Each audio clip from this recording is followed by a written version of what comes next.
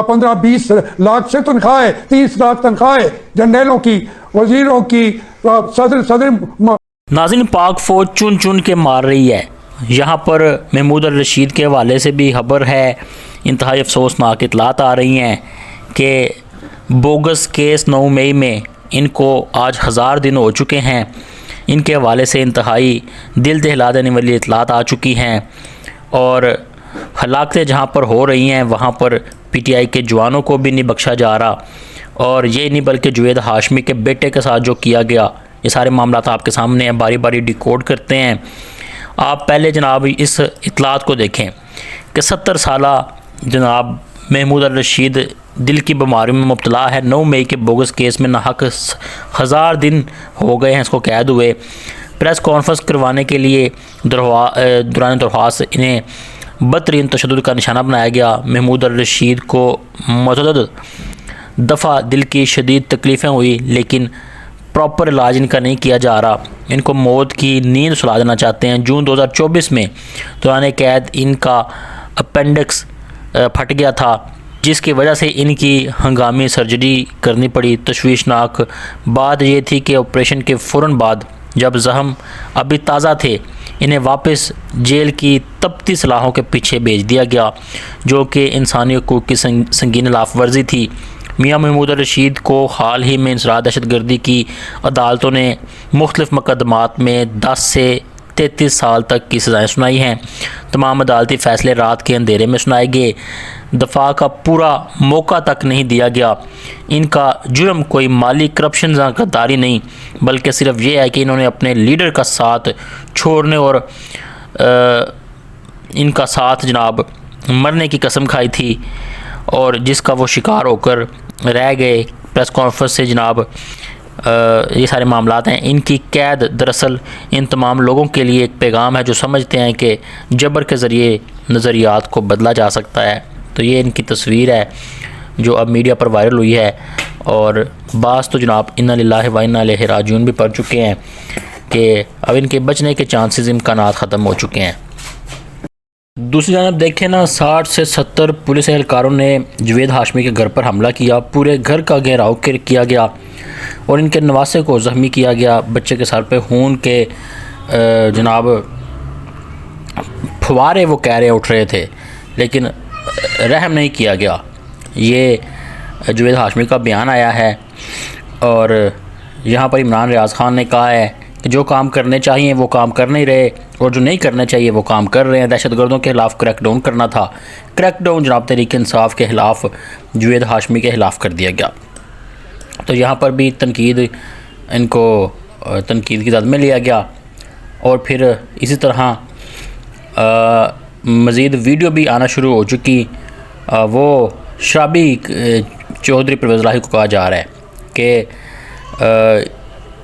शराब के बैग्स पकड़े गए हैं इनके घर से। तो ये सारी इतलात हैं। खैर दूसरी जानब जुवेद हाशमी का ये क्लिप तरफ 18,000 लेके जिंदगी की गुजारे कर रहा है, एक तरफ 15-20 लाख से तनख्वाह है, 30 लाख तनख्वाह है जनरलों की, वजीरों की, सदर ममलिकत की, जजेस की। ये लूट रहे हैं दौलत सीधी साधी। ये तो वो है। और जो इसके अलावा है, प्लाट एक प्लाट का 10-10 करोड़ रुपया है। और जो रहील शरीफ जो जितना शरीफ बनता है हमारे मुल्क के जनरलों का, उसने तो एक प्लाट ले लिया था जो लोग कहते हैं 40 अरब का प्लाट, 4 अरब का प्लाट है रहील इस हिसाब ने जो ले लिया। मुझे नहीं पता, लेकिन इस बात की भी उसको इंक्वायरी करा दें पब्लिकली, वहीं अदालत लगाएं लोगों की, जजेस की। भाई जब तक आप अपने दामन को साफ नहीं करेंगे, लूट मार का पैसा लेके या तो आप जा सकते हैं मुल्क से बाहर, भागवत साहब, बाकी आप चले गए हैं, या जो एक तरफ 18,000 लेके। सुना आपने, गद्दारी के फतवे बांटने वालों ने मां को दोनों हाथों से लूटा है। रोहेल शरीफ ने एक प्लाट लाट करवाया जिसकी कीमत 4 अरब है। इसके अलावा 10-10 करोड़ के प्लाट अलग हैं। इसकी जजेस बिठा के इंक्वायरी करवा दें। जुवेद हाशमी ने ये पैगाम दिया है।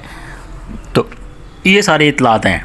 मज़ीद इतलात आ रही हैं कि वज़ीर-ए-आज़म शहबाज शरीफ और वज़ीर-ए-आला खैबर पख्तूनख्वा सुहेल अफरीदी आर्मी चीफ़ की मुलाकात का एलामिया जारी हो चुका है। खबर को भी आपके सामने रखेंगे और बताया जा रहा है कि बलूचिस्तान के हालात देखकर میرا دل بہت غمزدہ ہوا ہے. برسوں کی ناکام پالیسیاں اور بلوچ عوام کو غلام بنانے والی سوچ کا انجام یہی ہونا تھا. جاوید ہاشمی نے یہ پیغام دیا. ان تمام خبروں کو ڈیکوڈ کرتے ہیں. کمنٹ سیکشن میں جلدی سے عمران خان زندہ باد ٹائپ کریں.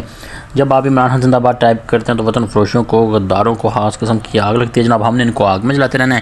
پاک فوج زندہ باد کا بھی نعرہ لگائیں، کیونکہ پاک فوج ہے تو پاکستان جناب ان دہشت گردوں سے ایٹ لیسٹ محفوظ ہے. سو رپورٹ کے مطابق یہ دیکھیں ذرا، سہیل افریدی کی ملاقات کا جناب اعلامیہ جاری کیا گیا ہے، کیونکہ چند دن قبل دھرنا بھی تو ختم ہو گیا تھا، تو ان کو کمپرومائزڈ ڈکلیئر کیا جا رہا ہے.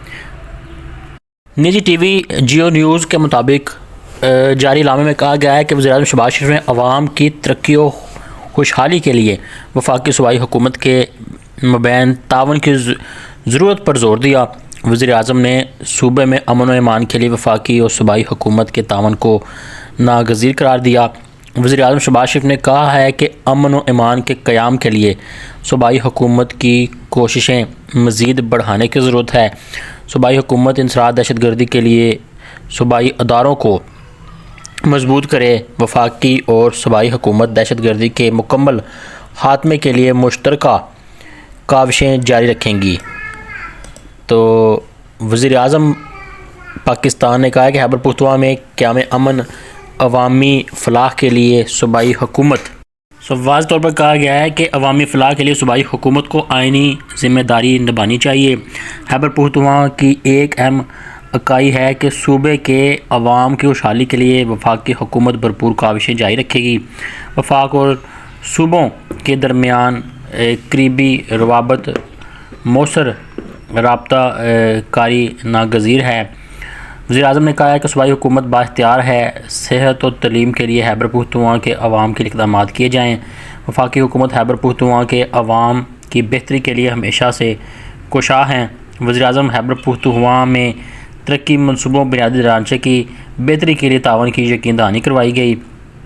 وزیر اعظم نے تعلیم، صحت، روزگار کے موقع بڑھانے کے لیے وفاقی دائرہ کار کے مطابق تعاون کی یقین دہانی کروائی. وزیر اعظم شہباز شریف کا کہنا تھا کہ وفاقی حکومت تمام صوبوں کے ساتھ لے کر چلنے اور یکجا ترقی کے ویژن پر عمل پیرا ہے. مشاورات اشتراک کے ذریعے قومی یکجہتی اور استحکام خوشحالی کے اہداف حاصل کیے جا سکتے ہیں. تو یہ جناب ملاقات کا پیغام تھا. خیر، دوسری جانب سینئر سیاستدان جاوید ہاشمی کا کہنا ہے کہ بلوچستان کے حالات دیکھ کر تو میرا دل غمزدہ ہے. برسوں کی ناکام پالیسیاں اور بلوچ عوام کو غلام بنانے والی سوچ کا انجام یہی ہونا تھا.